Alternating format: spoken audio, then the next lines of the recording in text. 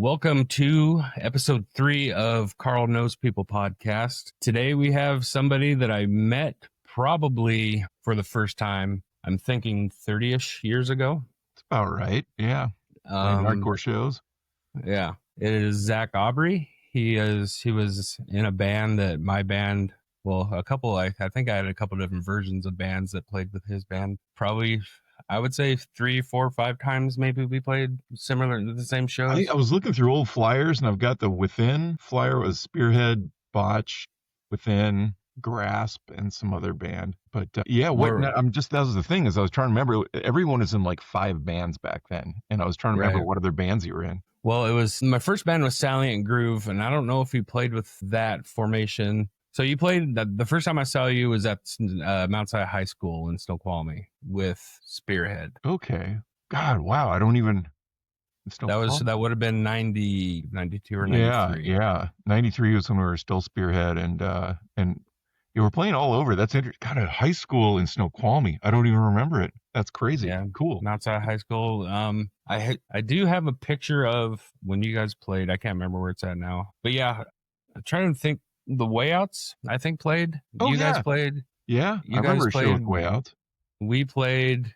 I can't remember who all was on that bill. The first show we played with at Mount Sinai High School was with Undertow, Sabidral, and 1007. That was my first. That was like my first show ever playing. So, but I think the first time I spoke to you, I know the first time I spoke to you was at Mount Sinai. I remember the conversation. I told you your band sounded like you sounded metal, and you kind of it sounded like you kind of took a little bit of offense to it, but not really.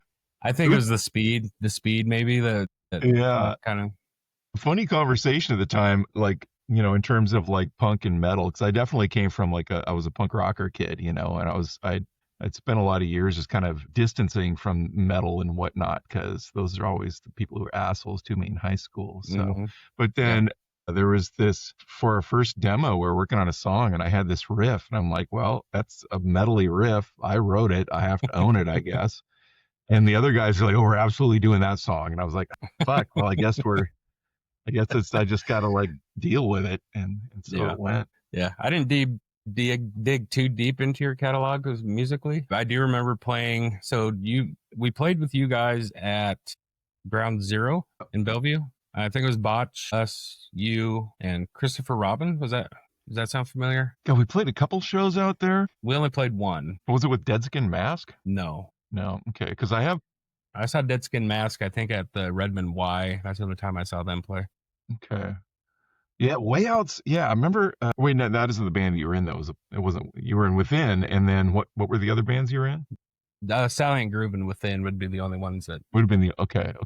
Yeah, because I realized as I looked at my flyers, I've got a ton of missing spaces there. Like there's a lot of stuff I never got a flyer for, and that's the only way you would remember a show back then. Is like there's no internet. So I remember I saw that one flyer had you guys on there, and I do not remember playing the show, and I tagged you in it, and I said I don't remember the show, and you said I don't either. So maybe that was a show that was supposed to happen that never actually did happen, or were some of those. We just don't remember. Yeah, sometimes there were plans that never fell through. Yeah, there's one where it's Within and Spearhead, and then the picture on it is Damien, who I was living with at the time, or about to be, and it was just funny because he wasn't in any of the bands that were playing. Right. I saw that a lot around then too. There was one where it was like clearly a picture of Undertow playing, and then it was like Undertow wasn't playing at all. Well, our demo cover was a picture of John Orton in the crowd at an Undertow show. Had nothing to do with us. I mean, we weren't playing. It was just a picture of like John like screaming in the middle of the crowd there. And it wasn't our show. I know that. Fucking epic hardcore moments, just that's it. That's the cover, whatever. Yep. Yeah. So, were you? I don't know how you felt. I felt your guys' band was more in the straight edge scene than we were. We played a lot of shows with those bands, but we didn't hang out with any other bands. I didn't feel we weren't straight edge. I didn't drink or smoke. I might as well have been, but I didn't claim it, or I didn't identify as it. And most of us weren't we didn't drink or anything. Were you straight edge? That was a funny coming together, our band was, because prior to Spearhead, I'd done a lot of drugs. I did a lot of acid when I was a teenager. I got into like doing some speed and other stuff, basically, and drinking and smoking weed. And that's all I did between Yeah. like 1986, 87 and like 1992. And then I had kind of a wipeout where I just couldn't deal with it anymore. It was also, I was a big record collector, and I just couldn't afford drugs either. So not only were they Yeah. starting to bug me out, but like they were pushing in on my record collecting. So I couldn't deal with that. And so I just straightened up there was about 6 or 8 months where I was completely straight.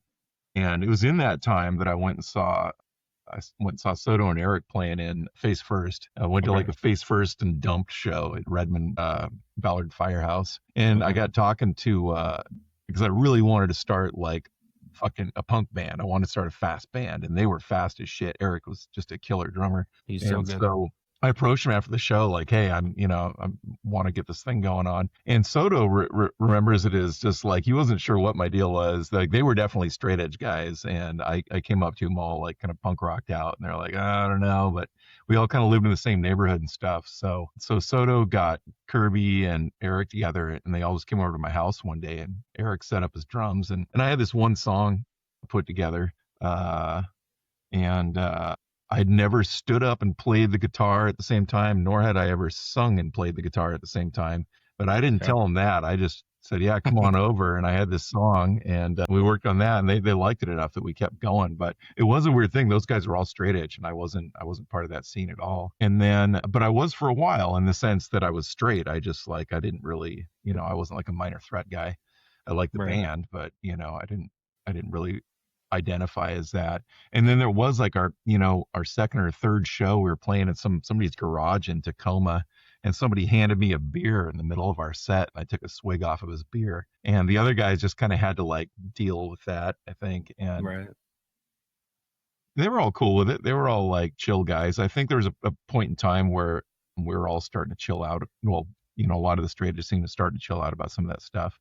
Prior to that, absolutely not. But we all got to know each other really well. And I think they realized like I wasn't like some crazy drunk, and I wasn't going to wipe out on them or anything. And so I think everyone just we started to see each other for the people we were, and it didn't really matter if we're straight edge or not. Yeah. I always felt that.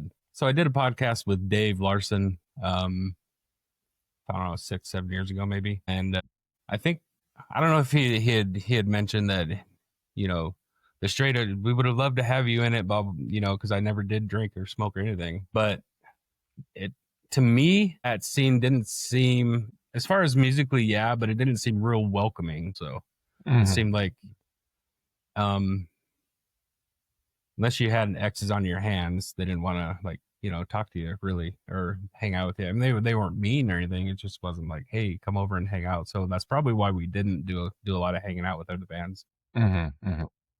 We felt musically it was fun, but it kind of felt a little out of place at the same time. So yeah, I feel that. That's kind of how you felt. Yeah, absolutely. We're kind of outsiders, and that was okay. I didn't have any I think we all had our different take on it, so I can't really speak for the other guys and how they felt about it. But I didn't focus too much on that. I was more just stoked to be playing some music, and we played with a lot of different bands over that time too. I really liked a lot of the punk bands that were going on in Seattle then. And, we got to play, some of those shows. We played like North American Bison and Bristle and stuff like that, and it was kind of funny because I was kind of just tuned into everything that was going on. I didn't really like clicky stuff that much. And I also kind of just didn't really notice it or pay attention to it. I mean, I guess I knew that was going on to a certain degree, but if the straight edge kids didn't really want to associate with me, or they didn't really understand me, it didn't matter to me. That was okay. I still talk to them if they wanted to talk to me. That's cool. But I was also kind of getting into a lot of different music too that wasn't like hardcore. I was getting into kind of weirdo avant-garde stuff like Throbbing Gristle or Nurse with Wound, or just weird Euro stuff that wasn't punk in that sense, and it wasn't hardcore, and it certainly wasn't straight edge. It was just, so I was just kind of all over the map, and I didn't really pay attention to how it was getting kind of cordoned off. But what's funny is by the mid 90s, by like 94, I was living with Damien, and he and Murph especially from Undertow were getting kind of tired of that whole kind of being stuck in that scene too. I think they felt kind of stuck there to a certain degree, and they were like the Hmm. spokespeople for Straight Yeah. Edge Northwest, and like they're fucking amazing band. Like I'll go back and listen to their stuff sometimes, and that was kind of the only like hardcore band of that type that I even really liked back then, and I still do. I still think they were really good at. They wrote really catchy songs, you know, and Yep. John's just stage presence was just fucking amazing. But like, yeah, like Murph and Damien were like they wanted to do something else. Like Murph really liked GBH. He liked punk rock in its kind of purest form, and he wanted to just like, you know, he liked playing the fast Undertow songs. He wanted to do like just fast punk rock stuff, and Yeah. he was getting kind of tired of that scene. And Damien was getting more into like doing kind of he really liked the just weirdo mathy stuff that, you know, certain bands are doing. You know, like, oh, I don't know, there's tons of them I could mention, but Yeah. you know, a lot.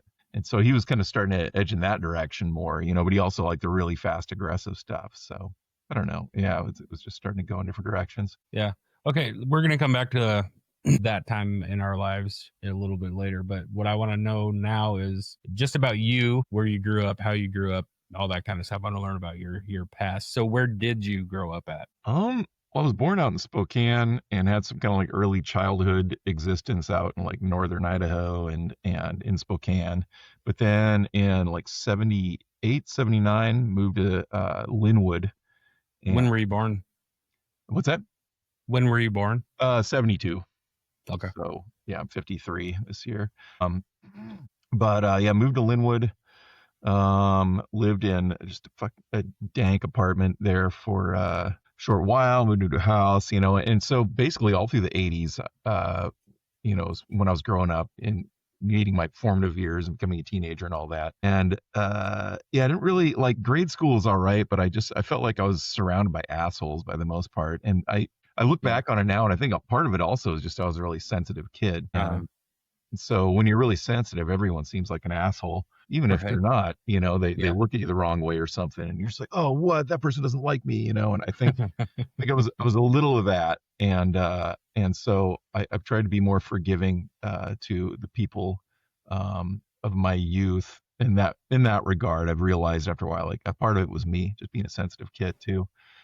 So by 86, I went into high school and fucking hated it and met What high school were you at? Linwood High School, which was just like, you know, it was the classic.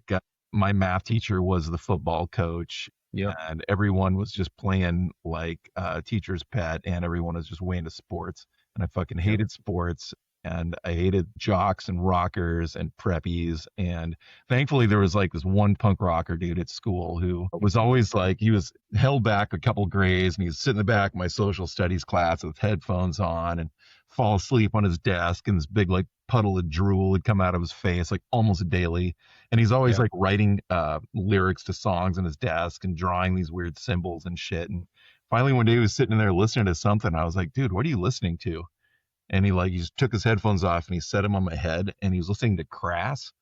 Mm-hmm. First song on their first record was Reality Asylum, and that's what he put on my head. And it was just this English lady who just sounded fucking pissed off and evil, just Yeah. saying all this super anti-Christian stuff. And I was just like, that's awesome. What is this, you know? And then he's like, you got a record player at home? And my stepdad did. And so he brought in this big thick stack of records, and it was 3 or 4 Crass albums. It was Voivod, Roar, Suicidal Tendencies, Corrosion Conformity, Animosity. So some kind of metal-y stuff, and then some punk stuff. And so I took all that home, and I was like, wow, this shit's fucking weird. You know, I didn't totally pick up on all of it right away. But then I met What another were guy. you into at that time What's that? before he showed? What were you listening to at that time before he showed you that?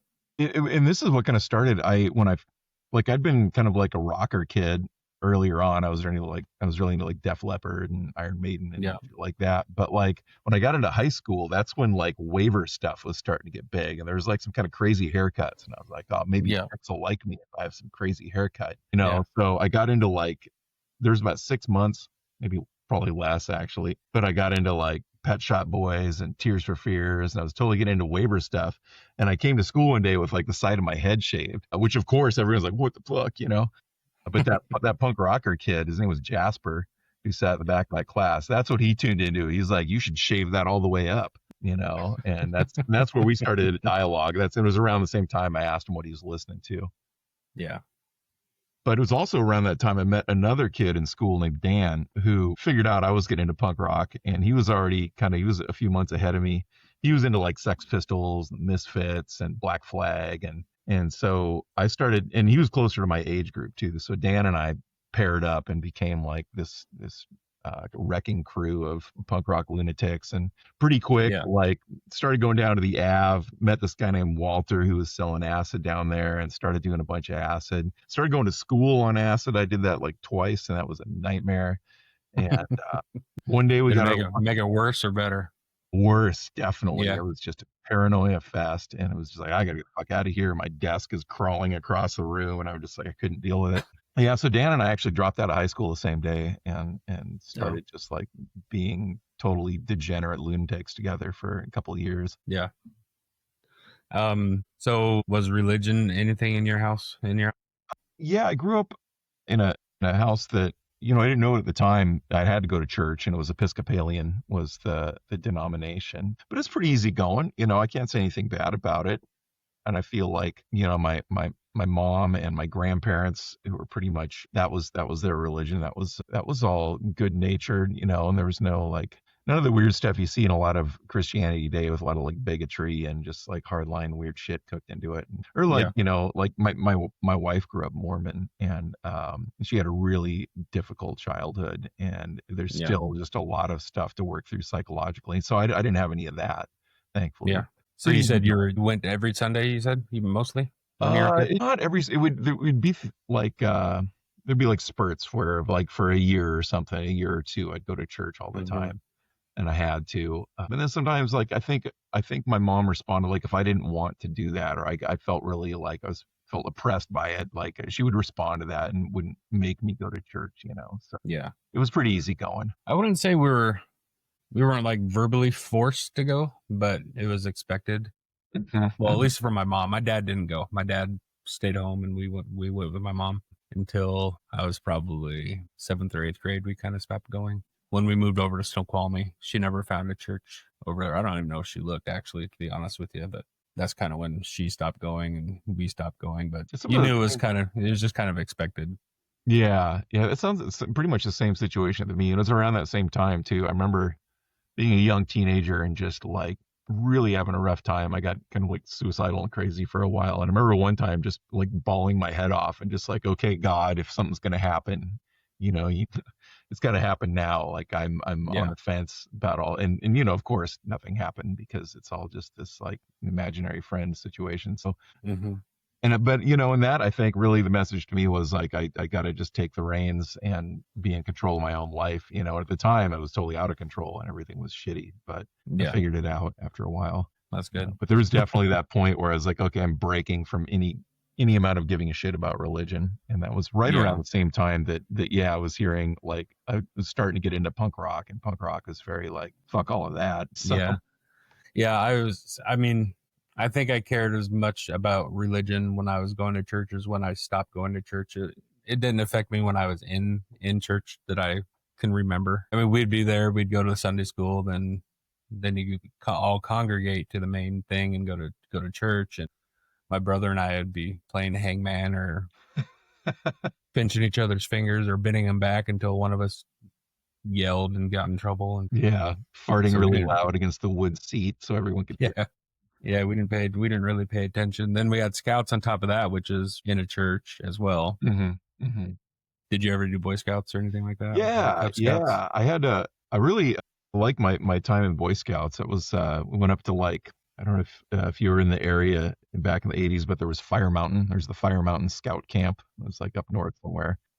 No. Very cool. A lot of formative times there. There's still a little bit of that like grade school pecking order going on that I didn't respond very well to, but Scouts kind of dialed it down a little bit and made it more about scouting. And I had a really awesome scoutmaster his name was Adnan Bakar. He's a Middle Eastern guy, and really embraced scouting and like really brought a lot to it. And And it was awesome. His son Tamim, I'm still friends with, and Mm. yeah, he lives in Florida now. I haven't seen him in 40 years, but just a really great family and a really great time. So I've got some pretty good memories of scouting and whatnot. How far did you make it in Scouts? Was it wolf, bear? I think I got up to like bear or something like that. Mm. I mean, I got out of Cub Scouts and I got into Boy Scouts, but I didn't get up to like Eagle or anything like that because it was Yeah. starting to collide with my adolescent freak out. Mm. And so, yeah, because like sixth grade was probably the last time I did anything scouting wise, and I was kind of becoming like a rocker kid then. And then yeah, seventh grade I went to middle school, didn't really like it, had a bad time, had such a bad time that my mom pulled me out of school for the eighth grade, and I was homeschooled. Yeah. And then I like missed people and I wanted to I was like, oh, well, high school, maybe that's different. I'll be with a bunch of people that I don't know and, mixed with the people that I did used to go to school with in grade Hmm. school. But then I just ended up being a nightmare. And, so Yeah. yeah, I dropped out when I was a sophomore. Early Oh, on. okay. I had a brother who was my oldest brother was really into Scouts. He made Eagle. Then the middle brother, my other old brother, he's 2 years. My oldest brother's 4 years older than my brother's 2 years older. He he may have taken it a little more seriously than I did. I think he had the advantage of my oldest brother was with him longer in Scouts, and I kind of came in at the end when my brother was kind of ready to get his Eagle. So I like made Tenderfoot, then we stopped going. We didn't. I didn't care. We I was didn't care always anymore. impressed by anyone who could get up to Eagle Scout. It just seemed like so much, and Yeah. you see all the badges, and you're like, Jesus Christ, how did No, he had a whole sash yeah, just yeah, full. just like Yeah. flared out, like Yeah. how was it even possible? Yeah. Like a general in the military or something. Yeah, exactly. Yeah, but he was really into it. He had friends that were his age that were also. I think that probably helped a lot too because I didn't have any friends that went my age. The brother next oldest to me was kind of the one I palled around with. So, but my oldest brother, he had a couple of friends from school that were in there with him. So I think they all made Eagle. So Nice, nice. they They had, they they had a lot probably of people to support. exactly. They Yeah. held each other to it. So you dropped out at sophomore. Yeah. So that would have been what, like 80, 88. 88? Okay. So I would have been, I was probably, I was eighth grade, 88 when I moved to Snoqualmie. So your musical taste. So that guy in high school kind of formulated a lot of it. The guy that handed you that tape. Yeah, yeah. It's funny looking back on it because if you listen to like Crass, like they're kind of a weird outlier. They just have their own kind of style, and their recording quality is just horrible was back Uh-huh. then. And they'd Yeah. have these songs that were also just kind of avant-garde and weird. Like they were at their core, they were like truly like anarchists, and it Yeah. wasn't really a put on. And so I really got into that. It was hard to get into it first, but after a while, it really clicked. And then they're one of those bands too, like a lot of punk bands back then, they would list all of their friends' bands on the backs of their records. It's all about tuning into the thanks list basically. And so Yeah. I just started following the Crass thanks lists, and I got into all the UK anarchist stuff. Mm-hmm. And a lot of that did start to kind of merge into some of the more like artsy avant-garde stuff going on over there. Uh, like Steve Ignorant went and did vocals on a Current 93 record, and Current 93 were really just a terrifying band. And in the late 80s, I dropped acid at a friend's place and started having kind of a bad trip, and he put on this Current 93 record called Dog's Blood Rising, and it just took me to the darkest, most horrible place ever been in and like just the worst trip I've ever had. But it definitely like it changed me.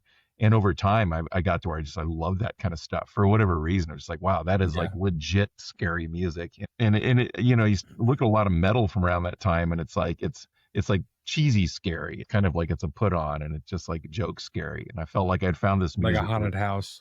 Yeah, yeah, Yeah. it wasn't like the real deal. Whereas I felt like this kind of weird noise music that was going on. For one, it had a link to Crass, so I was into that, and then it was just scary as hell and the real deal. So it's kind of Yeah. what I started gravitating toward. I was a big Misfits fan for a long time, and that was really campy stuff. But then he went on to do Sam Hain. I hear a baby cat back there. Yeah. But They yell at him. But yeah, as soon as like he did the band Samhain, like or Samhain, I got really into that, like because that just had kind of a good legitimate darkness in some of it that and I just like the melodies and stuff. So I kind of started drifting off into kind of a goth world without even really meaning to, Yeah. and and it was all just as an extension of punk rock. A lot of the punk rock stuff I like kind of lean in that direction. Yeah, by the mid Yeah. '80s, I was. If you were to just like pull me aside, like what are you listening to? It'd probably be like, yeah, Current 93 and Soul Invictus and Psychic TV and Coil and just weird stuff like that. And then sometimes I'd put on like Slayer or like Yeah. some hardcore stuff. But, yeah, mostly I was just listening to weirdo music, whatever I could weird Damien out with. Yeah. Are you an only child? Yeah. Yeah. Yeah. Okay. And you lived with your mom when you were a kid? Yeah. Yeah. My mom and dad split up when I was 5. And then she had a boyfriend who I would consider mostly my stepdad. And we actually just hung out about a week ago. So I'm still friends with him. But yeah, only child. So I had a lot of time alone when I was younger. And so I'm Yeah. used to entertaining myself.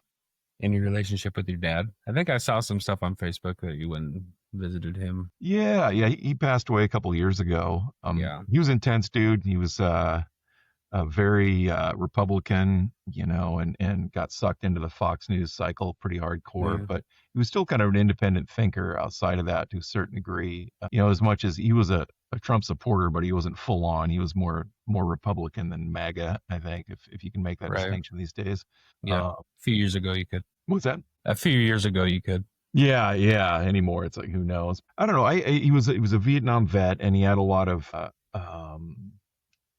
he just didn't trust the government at all. So I'd say he was like in a lot of ways he leaned into kind of a libertarian viewpoint, Yeah. and he was also just kind of his own creature, but he's also like just his generation, he had like this really like cooked in misogyny and cooked in just kind of base level racism that I don't think in their time it was ever called out as such. It was just part of a personality type, and it wasn't like defined, and he wasn't pushed off into this category. He was just kind of like he was just an old man who's cranky. Right. Yeah. My dad's roughly like that too. Yeah. Where did he live? He lived in Sutton, Alaska. So he was, Oh, okay. which is a little town that's about an hour outside of Anchorage, maybe a little more than that. Did you ever go up there when you were a kid with him? A lot. Yeah. Oh, Yeah. did Pretty you? much Okay. every summer in the '80s, I'd go up there and we'd go on just giant 4-wheeler, 3-wheeler trips out into the wilderness and did a Oh, lot of like, yeah, 3-wheeling and 4-wheeling way out in the middle of nowhere and getting oh, stuck nice. in mud holes and nearly killing myself a few times. And it was a lot of fun. Yeah, whenever I went up there, my dad, he wasn't good with little kids, but once I got to a certain age, then we could be friends, and Hmm. have a lot of fun hanging Good. out. Yeah, that's good. So when did you start? Actually, I'll go back. What was the first album that you bought, or somebody? What was the first album that somebody bought you? Do you remember that? God, I don't remember the first album. I think my first when I first got into music, I was like recording stuff on a cassette off the radio, Hmm. and like just butt rock was just really the thing. I was like recording like Autograph and yeah, Def Leppard, Pyromania was Yeah. out, and Quiet Riot and Twisted Sister, and like it was that kind of stuff. And so I went and bought Def Leppard, Pyromania, and High and Dry at the same time. Those are the first And ones you that's bought on your own. yeah, that's first stuff Yeah. I bought on my own, and I don't think yeah my mom never really picked anything up for me prior to that, but I got those on cassette. I know I come from. It's funny because I do come from like a musical um kind of household. My mom always played in bands. She did her own Oh, stuff, and she even tried making money just by doing like cover bands and stuff for a lot of years. She's really good at it, really musical. But when I singer, got into music, it was kind of musician, or what? what's that? Was she a singer or a musician, or what was she? Yeah, yeah, kind of all that. She was a vocalist mostly, but was really good piano player, really good guitar player. She played flute even in bands and stuff too. Nice. So, as they were doing some of that yacht rock stuff out of the late '70s, the flute would come out, Chuck Mangione action or whatever they were doing at the times. Yeah. So high school you said wasn't good. So Should I assume that you didn't do school band or anything like that? Yeah, no. It's funny. I did get aimed at a musical instrument early on. My mom's like, "Oh, he's interested in music. How about trumpet?" You know, and I was like, "Oh, I'll try it. I really just want to rock out on a guitar, though. But we'll see what this trumpet thing is." And my lips couldn't do it. I could not like Yeah. trumpet. And when I could finally make the sound, it was just so uncomfortable and awkward. I was like, this is not my jam. And it's funny because there's certain bands I got into later that had like a trumpet aspect to them. Like I love early Chumbawamba stuff, and they always had a trumpet Hmm. player going, and I was like, Yeah. that's great. It's fun. I've done three of these recently, and all three of you have said trumpet was the first instrument that you tried. That was my first instrument, was trumpet. What the fuck? What is up with Right. trumpets? I don't know. My brothers played saxophone. I played trumpet. See, saxophone, like mid 80s now that makes sense to me. I'm like, because you've got Hmm. so many, there's so much mid 80s saxophone music going on. Like, it's like, but yeah, mid 80s trumpet was like, what fucking weird. I don't know why I chose trumpet. Maybe it was less to carry around. Mhm. I know my brother, it's kind of funny. He was kind of a scrawnier kid growing up, and he had the strap to go around his neck because we did marching band as well when I grew up in Othello, and school band is huge over here. Over when I moved to the west side, it wasn't. So that was kind of shocking to me. But we did marching band and everything. And he said he had the strap to go around his neck, and his arms would fall asleep, and he couldn't even like lift it up over his head. And I was like, I don't want to get involved in that instrument. That looks like trouble. It's So maybe oppressive. that was the reason. Mine was kind of cool because I bought it. It was actually a cornet. It's not a trumpet. Same thing. But the previous owner, the mouthpiece got stuck, so he took a pair of pliers and he tried to like twist it out of there, but the whole like neck of it twisted, so I have this cool little twist coming off of it. So that was pretty unique. It was cool. That's cool. I played up until like my first semester of eighth grade year. So you didn't do school band. Did you? Was guitar? Did you play your mom? Did your mom have like the Yeah, guitar and stuff that you messed around with?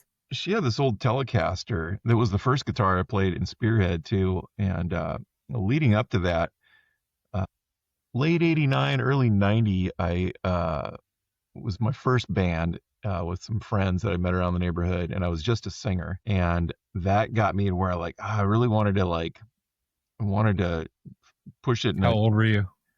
boy. So yeah, 90, I would have been, I was 18.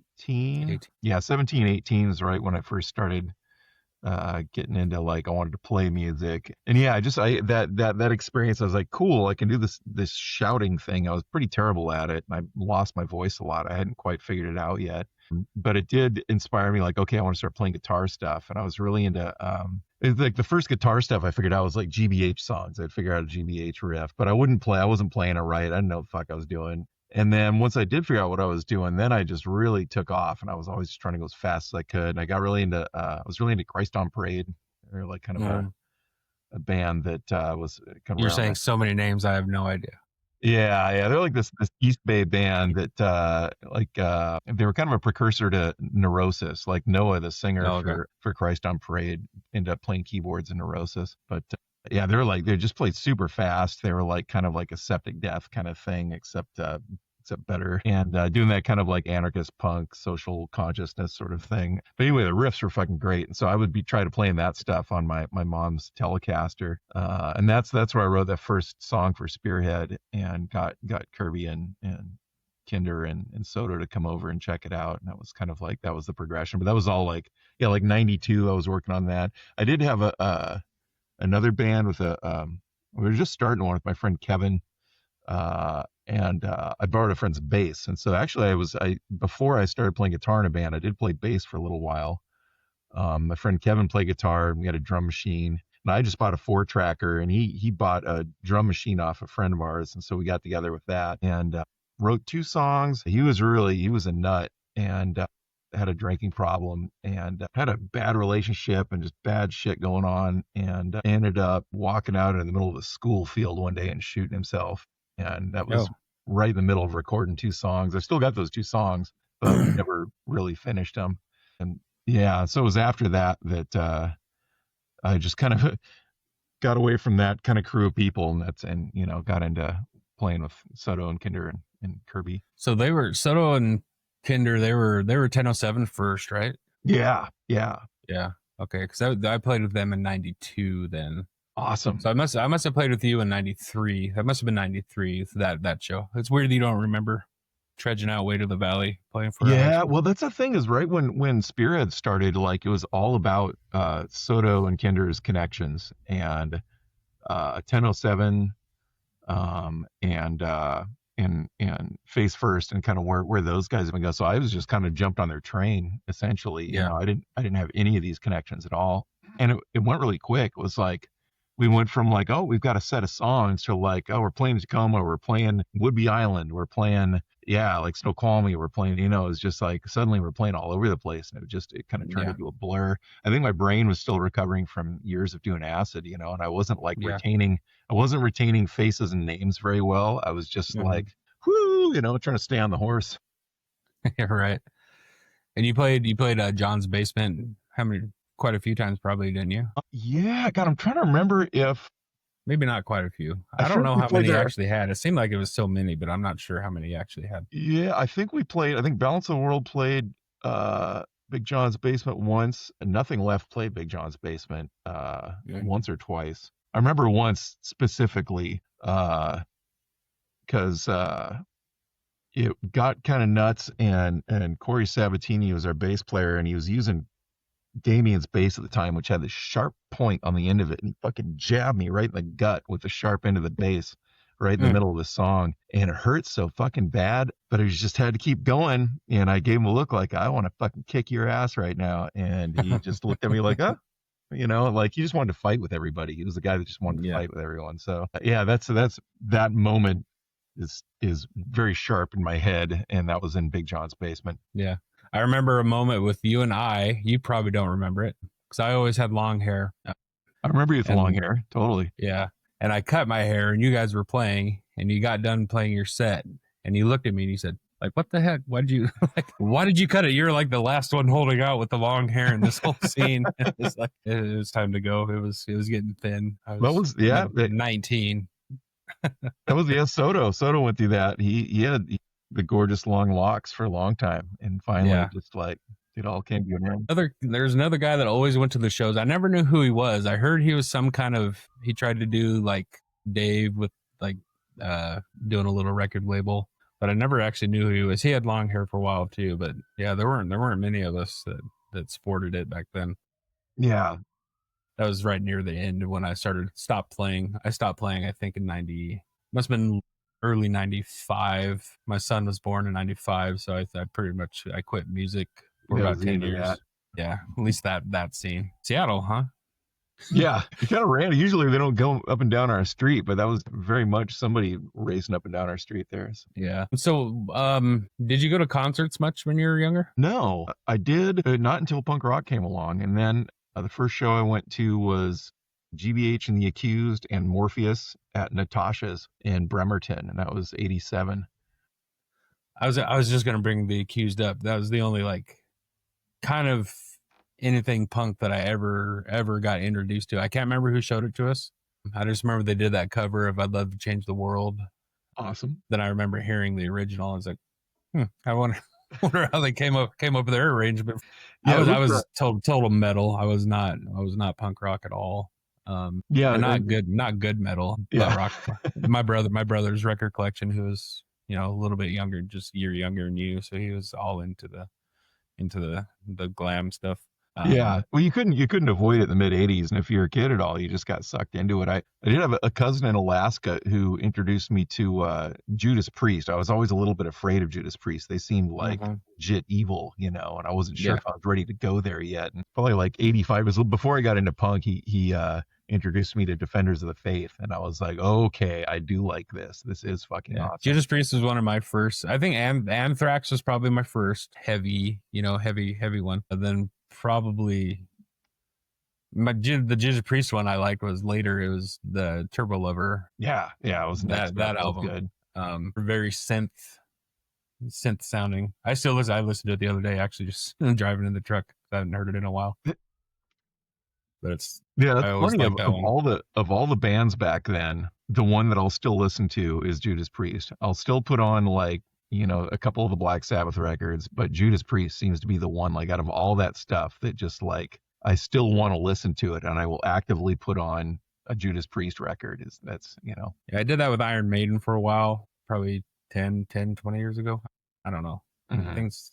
Yeah, Judas Priest I always go back to. My band growing up was Kiss. Oh, And right. I heard it was Murph and Mark from Undertow. They did Dave's podcast, and like me looking at the hardcore kids or the hardcore bands when we were playing with them. It's like they obviously didn't listen to like glam metal or whatever. Then he interviewed him, and he's like, asked him why they wanted to play music. They both said Kiss. I was like, what? That doesn't compute with me. I mean, it does compute with me, but I didn't think they would say that.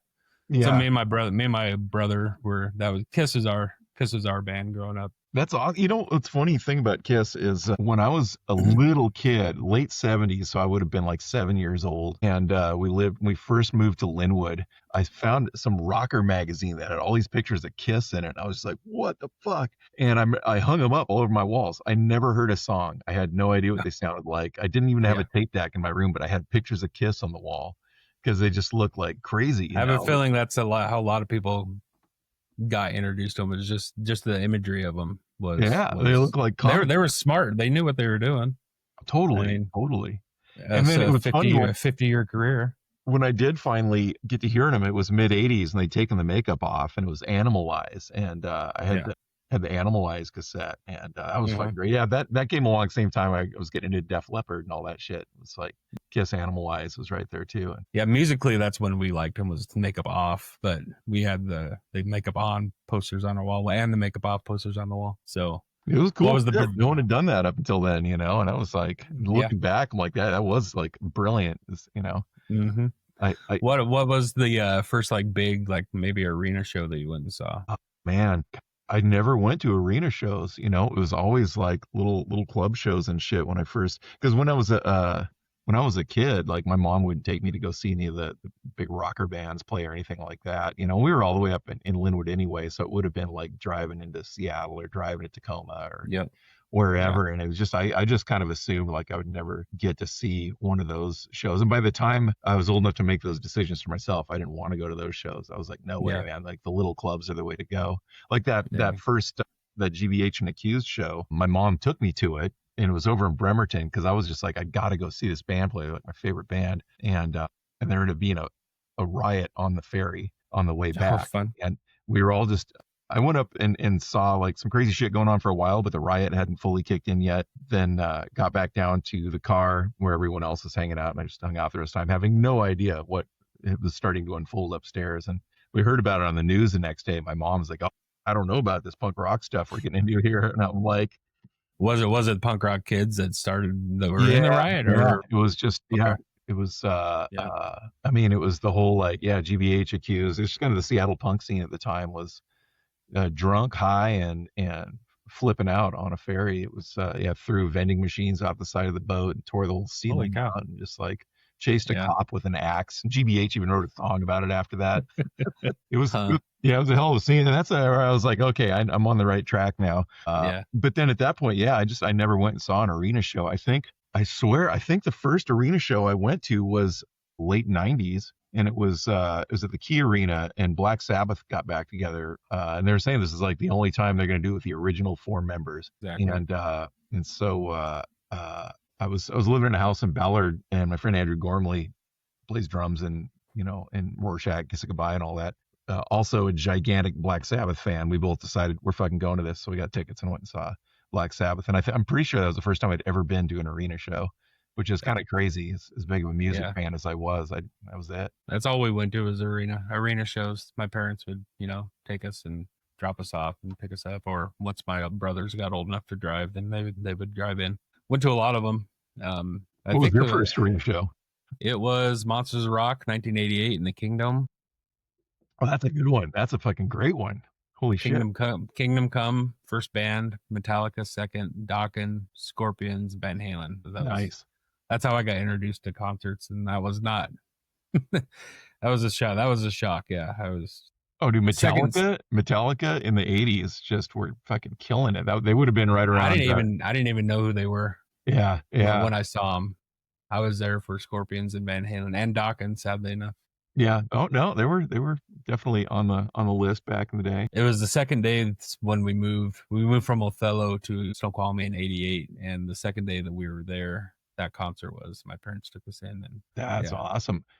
Yeah, I remember I don't want to tell the neighbor. story. I've told it on the other two podcasts, so I'll spare the listeners how many little I have of the experience of that. If you want to hear it, you can go Oh, listen. awesome. The listenership grows and grows. Yeah. I had a neighbor in the 80s, all through the 80s, who was he was kind of like, he's a year older than me, and he was kind of like the neighborhood jock rocker bully guy, but he went easy on me, I think, just because we had to live next to each other. But he got into Metallica in like, yeah, probably 84, 85, right in there. And so I started hearing like Master of Puppets and stuff next door. And I was like, well, that's kind of intense. And around the same time that was going on, there was a guy up the street who got into like Yngwie, and he had this fucking Mustang, the 65 Mustang. And he'd like, with the loudest stereo on the planet, like you could hear this fucking thing a mile away. And he'd roll up in front of my house playing Rising Force. And there's this part where this guitar solo just turns into this big noise fest. And it just like, I don't know if you've heard any Yngwie, but you'd sit out there and crank that up right in front of my house till like my fucking windows are like vibrating. and he at one point he got that first SOD record on tape, and I dubbed a copy of that. Come to think of it, that was like the first extreme kind of music I'd listened to, was that SOD tape. And that was before I heard any punk stuff at all. And I would sit in my room and I'd have it turned down really quiet so my mom couldn't hear the cuss words, and I'd like listen to SOD on this little tape deck. And that same neighbor, who, I guess this would be the first punk stuff I heard, but I didn't know what the fuck it was at the time. He also got Dead Kennedy's Nazi Punks Fuck Off. And he'd wait until my mom was coming home. He'd have it all queued up. So right when my mom would pull up the driveway, he'd throw his window open and turn up Nazi Punks Fuck Off. And just because he was an asshole and he liked to just, just let my mom know she could fuck off, apparently. She didn't take too much offense to it. We didn't. I didn't do hardly any club shows until I was probably in my 20s, maybe. One I remember. Well, it was. So I stopped going like altogether when probably until I was. No, I shouldn't say that. We went to like festivals. I got married when I was 23. I ended up getting married to John Orton's sister. Oh, cool. We were married for, I don't know, 10 years. Actually, it's blurry. That's a whole other situation. But we didn't divorce when we got to actually split up, and so some time had left. So I actually don't know officially how long we were married, but have 2 kids with her, and we would go to festivals. We'd go to like Warped Tour and stuff like that, and Ozfest. Cool. Some legendary festivals going on around that time. Oh, I loved the Warped Tour when it was always in the Kingdom parking lot and stuff. Those are good. But I remember I went to the show. It was Lamb of God. I can't remember who they were. It was Lamb of God, and the opening band that they were with ended up canceling, and Himsa filled in because I think John was working. He was working at the door, or he worked there. And that's when as the story goes, I think that's when Himsa got signed to Lamb of God, the same label Lamb of God was on, because Lamb of God guys heard him, and like you gotta look at these Himsa guys. was a force of nature then too, totally riding that kind of they were the biggest thing in Seattle, in that scene for quite a few years. Yeah, I started going to shows. It was weird, like Balance of the World split up, and I moved out of town for 1 year, and when I moved back, everything had changed. Like Botches filling up the showbox, like Himsa was, climbing. There's just like, I'm like, what happened? I was gone 1 fucking year, and like everything just blows up. Like maybe that was it. I needed to leave town, and then everyone could Yeah, Botch is the one that surprised me. I mean, they're okay. I think the one we played at the Ground Zero is one of their first shows. They weren't around for too long before we played that. That was, that wasn't near the end. Kind of near the end of our.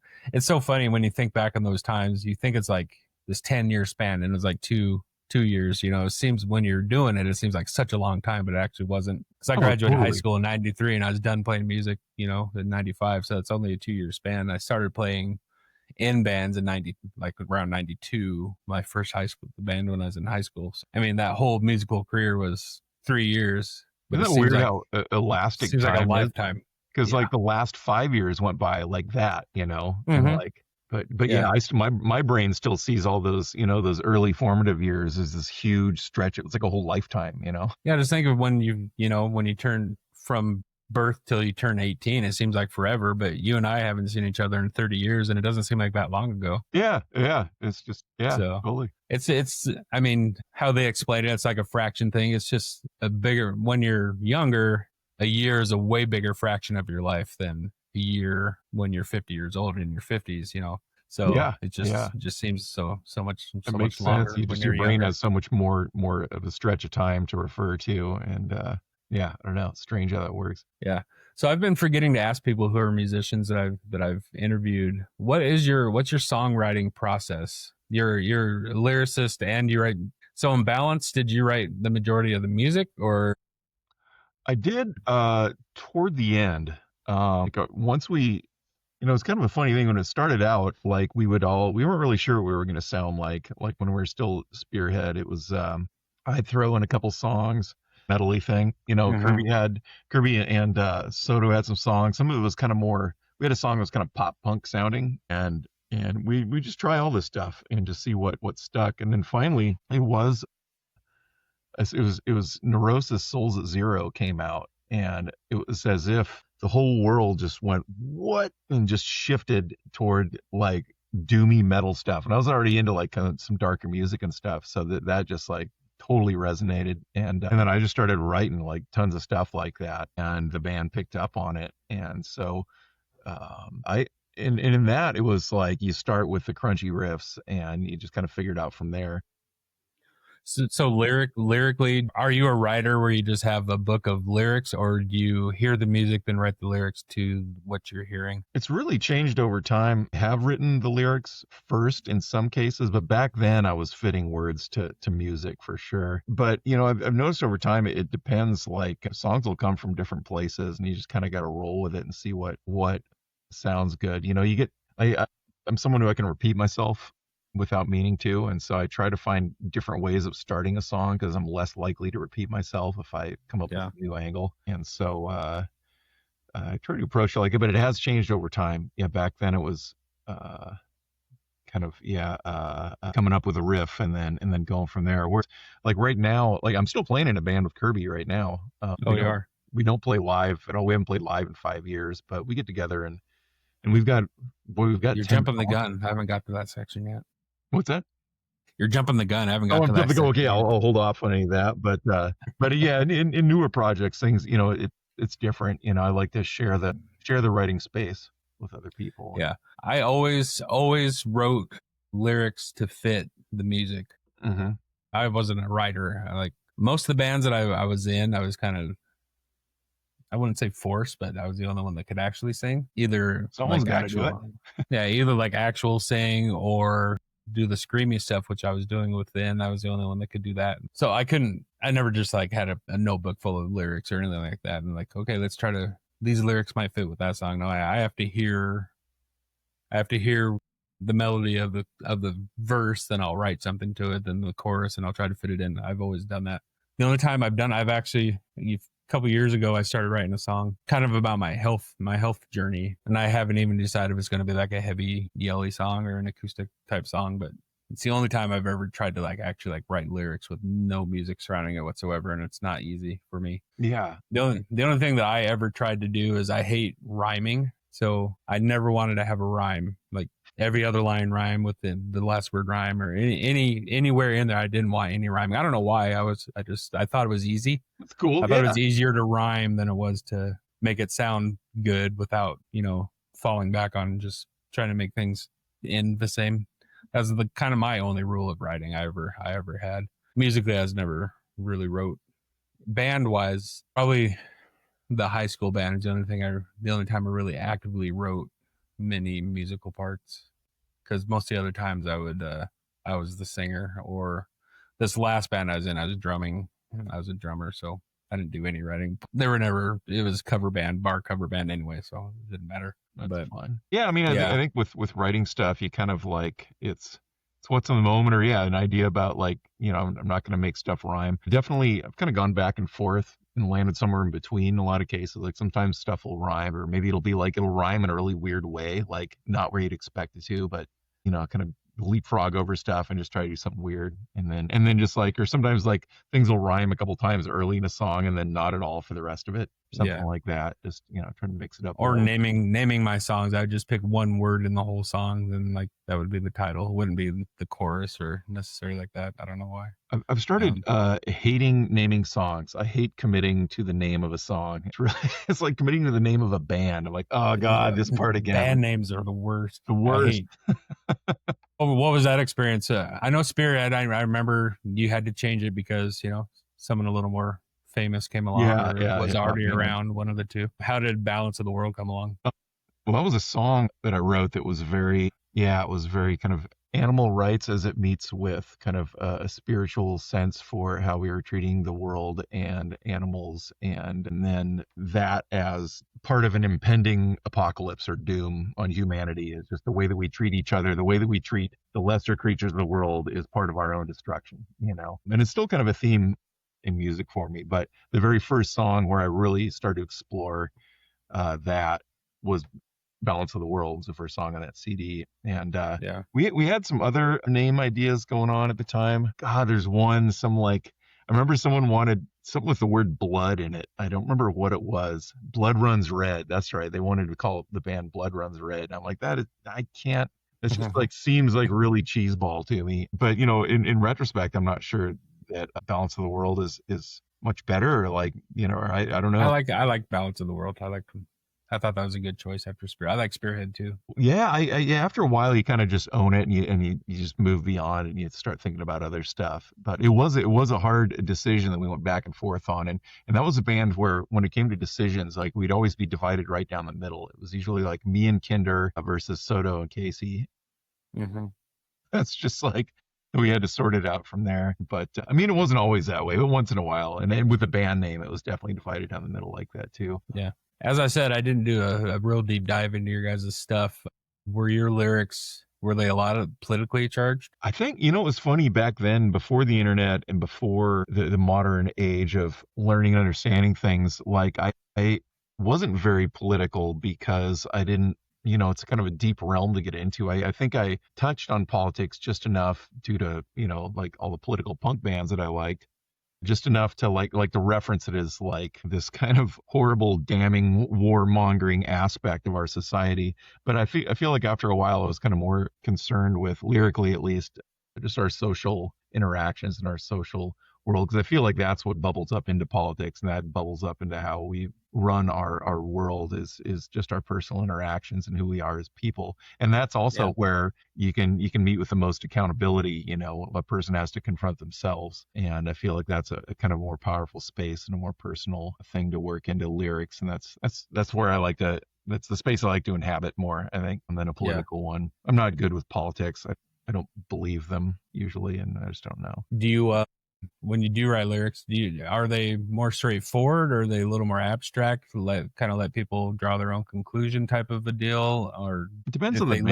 If they listen to it, what you're talking. Yeah, it really depends on the band, I think. It's funny, like with Balance of the World, I'd write stuff. I was starting to experiment a little more with stuff that was less understandable up front, because I was really getting into music that was like, you didn't really understand it right away, but it would kind of like slowly reveal itself to you the more you let it run through your head.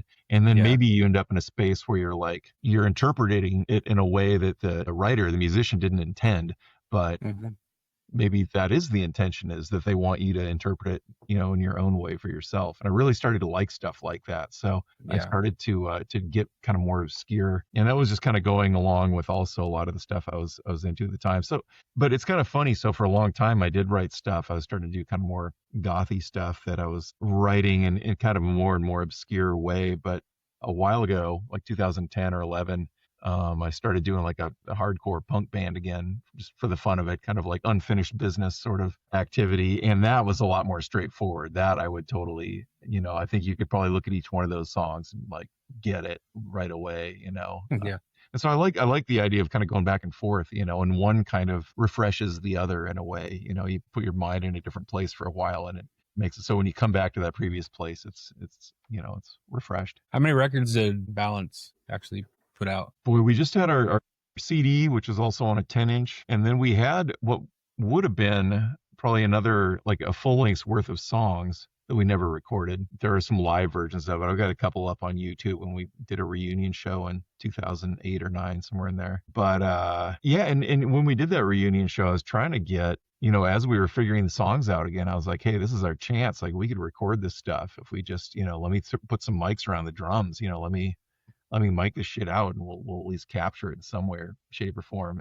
And people weren't feeling confident, or just didn't really want. That wasn't the focus, I think, for other folks. And I get it. Like, I think they just wanted to have fun with friends and play these shows, and not worry about trying to pinch a recording session into the whole thing as well. So yeah, we never recorded the last stuff. You had a song. Did you have a song, "Scorched Earth"? That was on the 10-inch and the CD.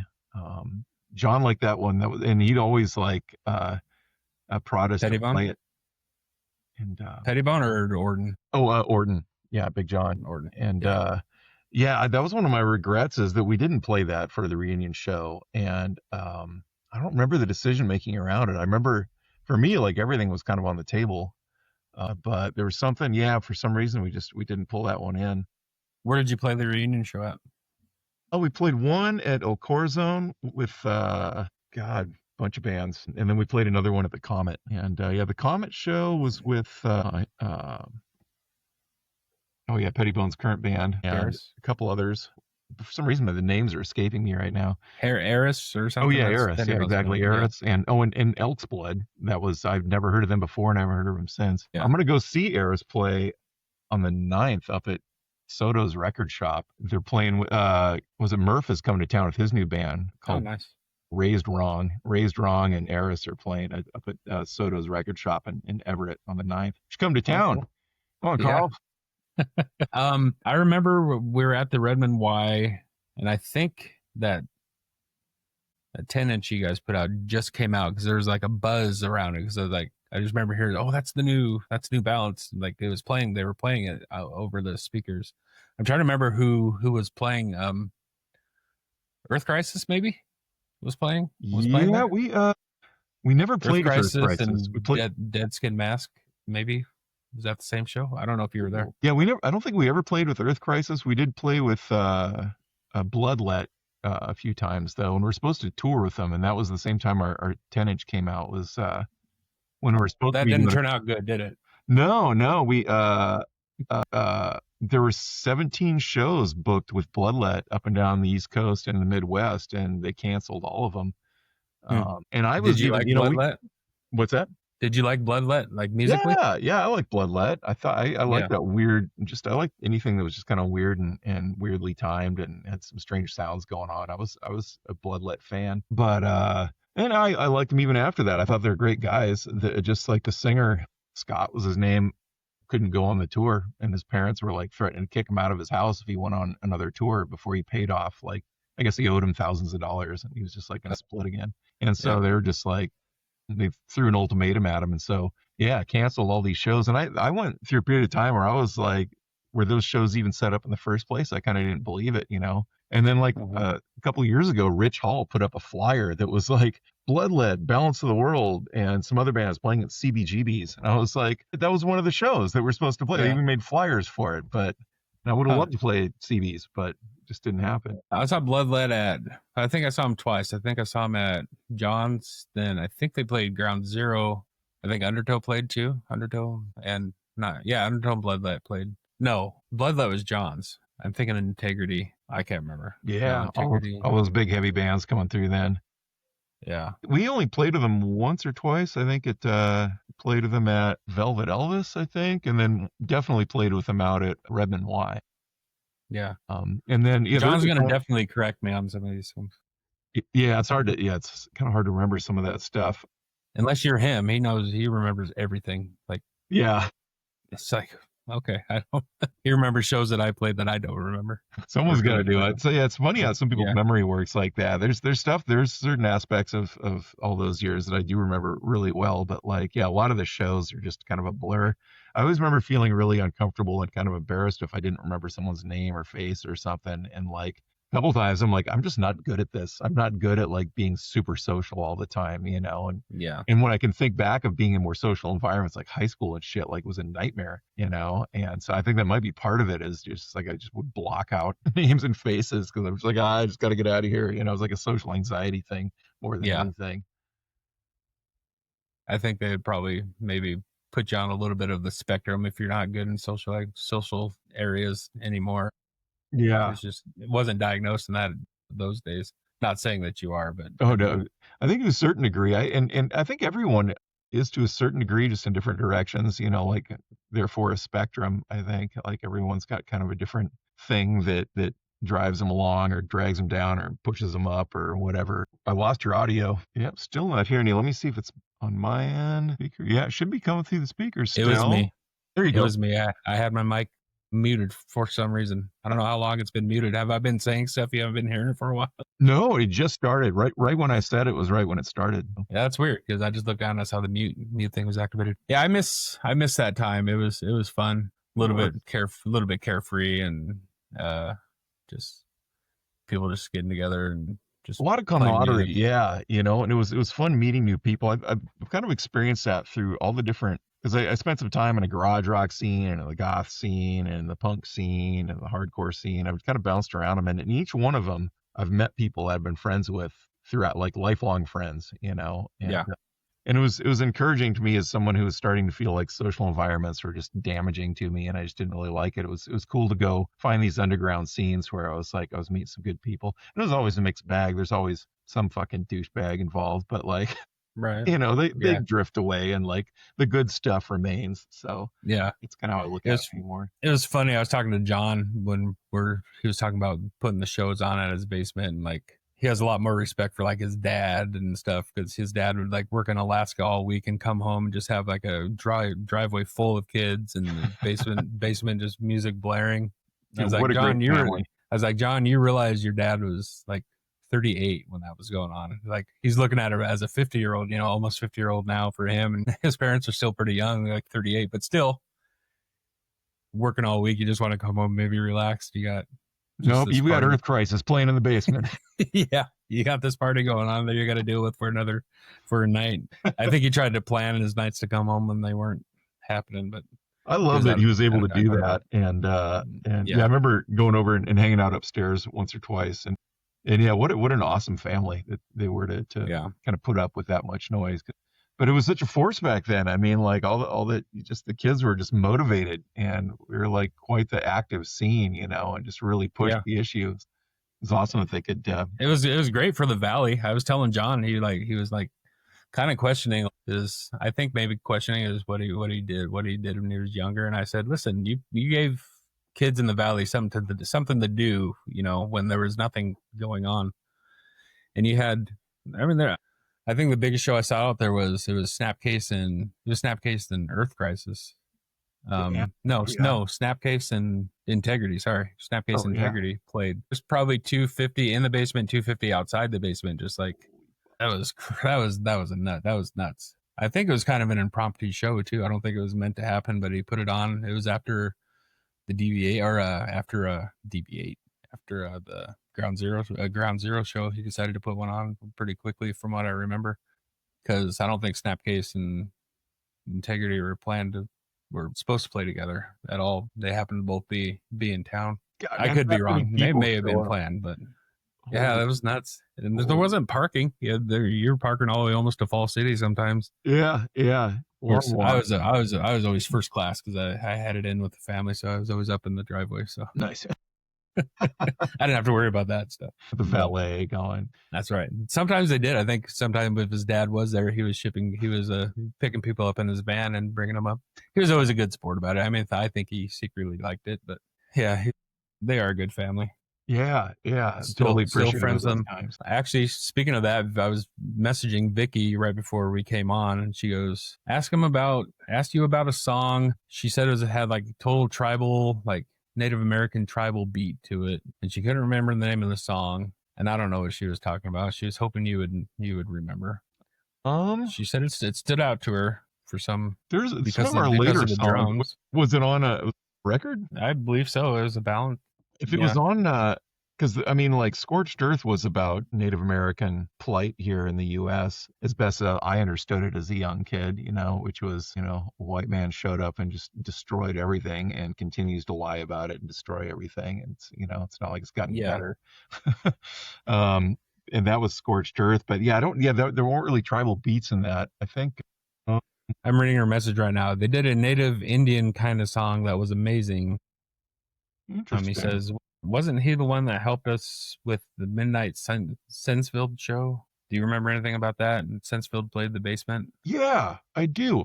God, I don't remember if I was just there or if I She was in a said, band that was playing that show, but I remember at Sensefield, when they were doing their sound check, they played a Rudimentary Peni song, and I was like, I know that song, and so I got up and sang for their sound check a Rudimentary Peni song. I think something happened. They were playing a club in Seattle. Then they decided just to come down and play the basement or something. Sounds From right, what I yeah, recall. something like that. I was kind of unfamiliar with them at the time, but as soon as they played that song, I was like, okay, now I like you. Yeah. Okay, I'm looking at her messages now, see if so that, and then it was the singer who drove to New York and almost got a sound system. Is that you? I don't know That who doesn't she's sound referring to. I familiar. don't know if she's she told me to give you her regards Oh, thanks. and Yeah, hey, Vicky. say that you're a great human. So Likewise, much so appreciated. she'll enjoy hearing that. Across I so said I many might years. forget, and she goes, "You won't forget. I'll remind you." That's My cool. ex-mother-in-law. Yeah. I love that there are there's so many kind of trailing friendships and people that came around back then that were really just real people, Yeah. yourself included, that all these years don't really seem like all that much, like we remember these special times together and shared that stuff, and it was That's ends up cool to being really have. meaningful, outside of whatever Mhm. happens with this or that band, it's like that Yeah. meant a lot to me after high school, because high school is just such a shit show that it was awesome to like finally that feeling of like you found your people or something. Yeah. Whenever you can find them, it's good. It's a Yeah, good feeling. totally. So after Balance, why did that end? That was Was there an event or just was it was time to move on? it was really just that the tour that failed, that sucked. Yeah. And I think that really brought our spirits down. And then we got back to town, and I think, it was, we were all just thinking different things. I can't speak for what the other guys were thinking at the time. I at a time, like, I had late 90s, or like, I'm sorry, late 95, I had another friend kill himself. And so I had this kind of like this air of like suicidal shit going on around me. I wasn't suicidal, but it just like it really wrecked me. He was a really good friend of mine, and then I had a girlfriend that just wiped out, and that was a bad situation. I was starting to do some kind of like bad drugs again. I was working at Fantagraphics with Damien, and we were like just barely treading water financially. Like, it was cool to work at this comic book company, but like they're paying us like $7 an hour or something like that, 6.50 Yeah. an hour, and it was just like we had cheap rent, but it was just like we're sinking, and I just had this sense of like everything was just sinking, and then like where I was doing nothing left too, and that was like a really a chaotic band, we had members in and out, and it was just the vibe was really just kind of nihilistic, I think, and that wasn't really a positive. None of this stuff was positive for me at the time. It was all, Yeah. I felt like kind of a fight or flight mode started to kick in. And my dad up in Alaska was like, yeah, why don't you move up here? I'll send you a plane ticket, just load all your shit up. Well, I'll pay for it. He loaned me like $3,000. And I told Damien, like, sorry, man, like, I got to get the fuck out of here. Like, and I broke up all the bands I was in and moved out of town. And, I hated leaving him in a situation like that, but I didn't really have a choice. I felt like we're both going to go down together, and I think it gave him a chance too. Like he had another friend moved in at that point, and I think it gave him a chance to kind of reassess also and get himself in a better spot. You were roommates, you said, with Yeah, him? yeah, we lived in Yeah. Edmonds, a little place together, Yeah. and yeah, and prior to working at Fantagraphics, I taped drywall, and I could make money taping drywall. So that's what I did up in Alaska. I went back taping drywall and paid my dad back and saved up some money. And then kind of by the time I'd been up there for a year and I'd lived through an Alaskan winter, I realized it was like I needed to go back to my people and try to patch things up and get a band going. And that's where my network was Seattle. So Were there hard feelings when you came back? I don't think so. Damien's like one of the sweetest people I've ever met, and he was nothing but that the entire time, and he was egging me on to move back to town, and like, um, I think with Balance of the World, there was kind of some hard feelings, and I felt really bad about it. Like I know that it ended up kind of throwing Kirby into a depression of sorts, and thankfully he got everything went black together, and that kind of brought him up and out of it. I didn't know any of that was going on until much later, and he's also one of the sweetest, best humans that I've ever met, and if I can like. I was like, oh God, like I've hurt somebody that I really care about, and it bummed me out. So there's that, and with Kinder, he moved to California at that point and started playing for different bands, and I felt, he seemed to weather it all right. He was just frustrated with the scene in general up here. He expressed a lot of frustration with different bands and lineups and this and that going on, and I think he was reaching his end of things in a different way than I was. Yeah. And he moved to California. And unfortunately, the bands he met up with down there, he played with like the Criminals, and he played with St. James Infirmary, and Time in Malta. And he played with a bunch of like kind of some of his favorite bands down there, and they all treated him like shit. And he was just not the guy you should treat like shit. And he was a good dude. And so I think that bummed him out, and he just quit playing. And it really, it was kind of, did all of that stuff. I felt like it had to kind of end and move in different ways. And I don't know if Balance of the World could have kept going. Like, what would have been, what it would have been like if we had kept going. I don't know. I think we had a sense that people had just seen us and were tired of us, and we weren't like that exciting, I don't think, and it was just, we're all growing, we're all young dudes that were like, our brains were starting to form, our frontal lobes were morphing into something else. And, it's just, it was just time to close up shop on that stuff. Are you still in contact with Balance guys? Yeah, Kirby and I talk to probably once a week, and Soto, once in a while, I'll go up. I've been up to his record shop once. I'm going to go up there again the 9th. And over the years, we kept in contact. Love Soto. He's still one of my favorite dudes. Kinder has definitely kind of pushed us all back. He doesn't want to have anything to do with any of us old friends anymore. And he's just in his own world down in California. And I respect that. He told me it, we had personal conversations where he was like, I'm a different person now. I'm not the person I used to be. I'm not like any of you guys, any of you fucking libtards. Oh, and so and so he just he made his big statement, and kind of had a unique falling out with each of us at one time or another, and interesting. Left it at that. And I'll always love that guy. I think I've always loved his witty personality. I've always thought he's the most talented motherfucker. I thought he was the best drummer in that scene by far. Incredible. By far. Yeah. And took it for granted to a certain degree, and I was amazed when we did our reunion shows in the late 2000s, he got back behind the kit, and it was like not a day had gone by for him. He just got back there and started kicking the shit out of it again. He's just like a fucking amazing musician.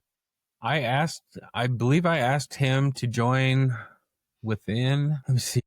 It was at a show in Auburn. I can't remember who was playing, but I ran into him, and I don't think he was really playing with anybody. I asked him if he'd be interested in playing with us, and he said he was going to start up something with the guy who was in Grunt Truck or something. Tommy? One of the, yeah, maybe. And he was gonna explore that, and so, but I wanted him to be in the band really bad. Yeah. I mean, I think who wouldn't? Totally. And that was exactly what drove me when I first met him. I went and saw Face First play, and I was like, holy shit, that guy's hauling ass. Yeah, I remember watching him my first show with 1007. I was like, holy cow, that guy's good. Yeah. And we had this kid drummer. He was like I think 14 when we played that show.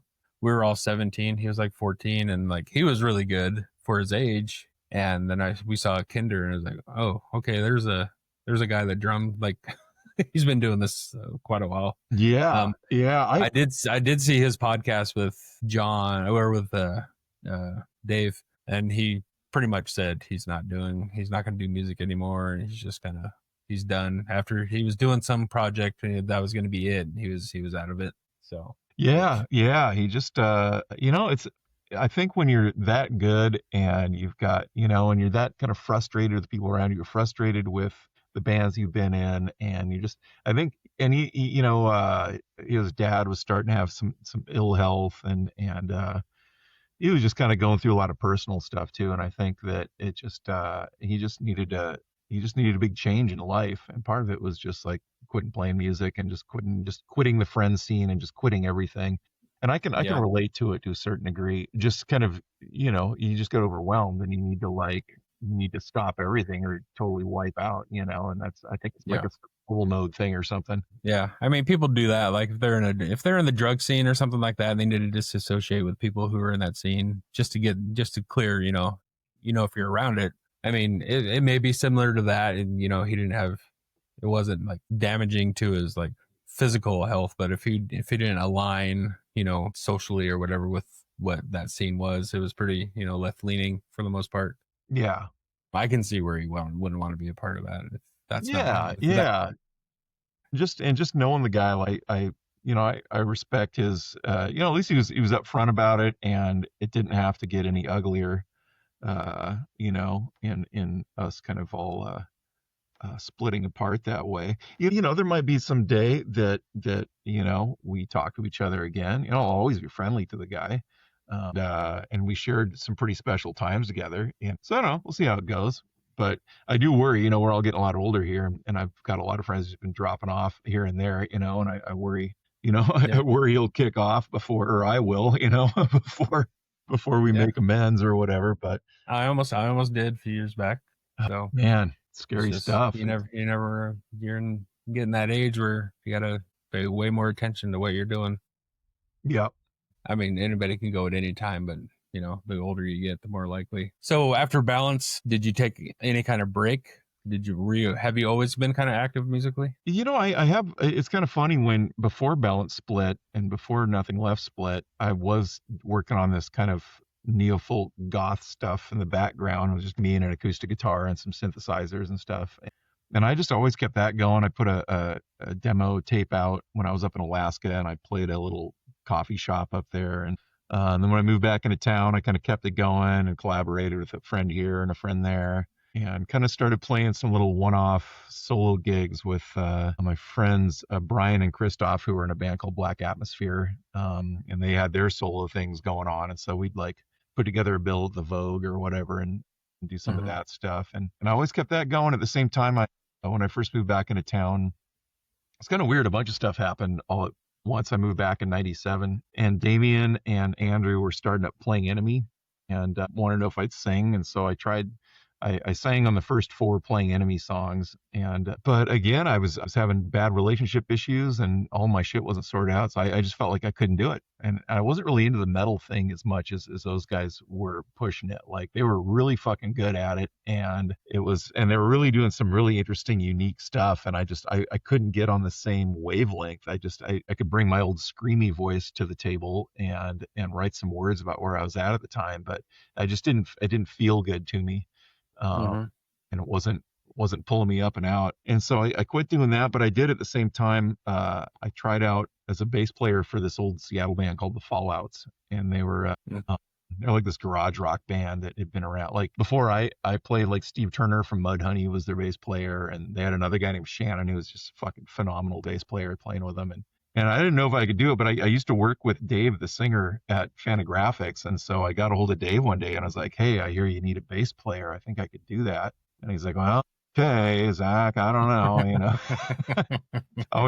I never even knew if the guy liked me or not when I worked with him, but I was just feeling bold, and I loved the Fallouts. I was just addicted to a couple of their records at the time. So I borrowed a bass and I went down and and met up with them, and I figured out like 4 of their songs and went down and just played with them, and they let me in the band. So I played with them for about 6.5 years. Recorded a record with them, their 4th album, and I was just a bass player on that.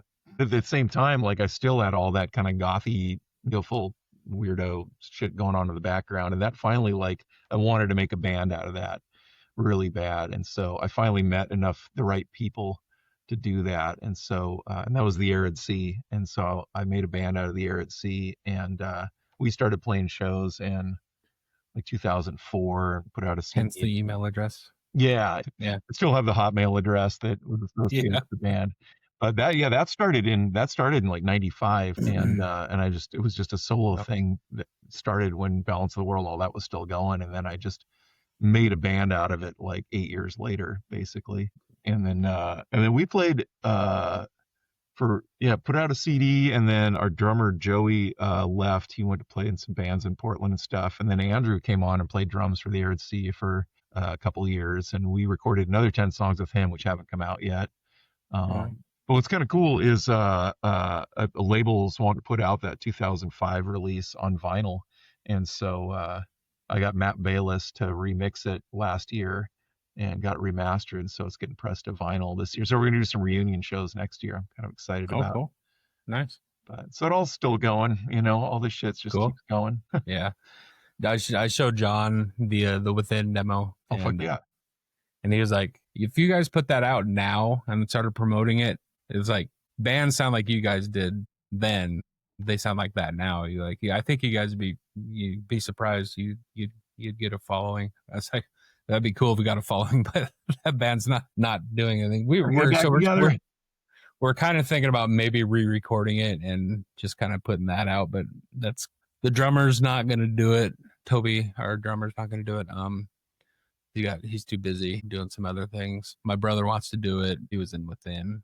The guitar player said he would do it. I don't know if I can vocally do it. That was a lot of screaming. Yeah, it's a thing to wrap your head around and get used to. Did you have digital versions of those songs at all? You should send them my way. I have the digital of the demo, yeah, and awesome. There's some dead spots in the tape and all that kind of stuff. So it would have to be totally re-recorded if we wanted to do something like that. But yeah, I'll send them your way. That'd be awesome. So yeah. So anyway, anything else you want to talk about? Oh shit, I don't know. It's been fun catching up and talking about all this stuff. It's a big, meaningful chunk of life, and I'll meet up people here and there and have conversations about all that once in a while, but it's rare, and I definitely miss a lot of my old friends that were around back in those days. But, life marches on and we do our things. That's kind of why I wanted to do that. That was kind of the whole point of doing it. It was kind of for myself at first, but then when I started hearing people, or when I asked people about what, their musical stuff, and like they kind of light up because, a lot of people don't either know or care to ask what that was like back then. So I think it's a cool thing for people to be able to have a conversation about someone who does care about it, because I do. I like hearing the stories, especially if we intertwine in any way our lives, and ours did. So I like to hear your perspective on things that were happening at the same time that it was happening for us. And it fills up, it expands the perspective, to get to talk to other people that were there but saw it all from a different angle, Yeah. So anyway, I will get those things to you off air here. Okay. And if you know anybody who would like to be a part of it, I don't know who you're still in contact with, who's maybe around that I would know. Yeah. I'll talk to Kirby, and like I said, I'm on the 9th. I'm going to go up to Soto's record shop and see Murph's new band and cool. And see that whole crew up there. So I'll mention it, see who's around. All right, sounds good. You have my info and I have yours, and we'll be in touch. I'll probably get this thing edited and uploaded in probably next week at this point. Cool. So cool. Gotta go see my brothers and my dad today. So yeah, it's good catching up with you and seeing you again. Yeah, likewise. Hope you get feeling better, man. Yeah, glad you're doing well. All right, cool. All right, we'll talk to you later. Take care. That's it. That was Zaac from, I guess when I first knew him, they were Spearhead, which turned into Balance of the World. So great guy. He's had a lot of good stories and everything for us to listen to. And I'm glad he's doing well. All right. Thanks for tuning in.